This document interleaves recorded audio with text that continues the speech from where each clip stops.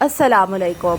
HPV vaccine के बारे में इतने क्वेश्चंस, इतनी क्वेरीज लोगों के माइंड में है कि हमारा इनबॉक्स इससे फिल हो चुका हुआ है कि ये वैक्सीन इतनी यंग लड़कियों को क्यों लगाई जा रही है। वो बच्चियां जिनका अभी तक ऐसा कोई सेक्सुअल कांटेक्ट ही नहीं है जिससे HPV ट्रांसफ़र होता है, उन बच्चियों को क्यों ये वैक्सीन लगाई जा रही है। यहाँ तक कि एक व्यूअर ने हमें मैसेज किया कि हॉस्पिटल्स में ये मौत लगाई जा रही है इंजेक्शन की बजाय।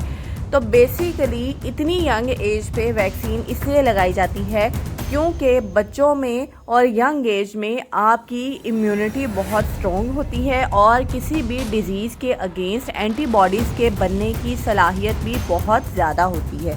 इसीलिए आपने देखा होगा कि ये जो टेटनस की वैक्सीन होती है, डिप्थीरिया की वैक्सीन होती है, TB की और पोलियो की वैक्सीन ये बहुत छोटे बच्चों को दी जाती है ताकि उनका इम्यून सिस्टम बेहतर हो सके। और एक और बात कि यंग लड़कियों को ये वैक्सीन लगाने से इनफर्टिलिटी का मसला हो जाएगा, ये भी बहुत सारे लोगों को तहफ़्फ़ुज़ात हैं। तो ऐसा कुछ भी नहीं होता।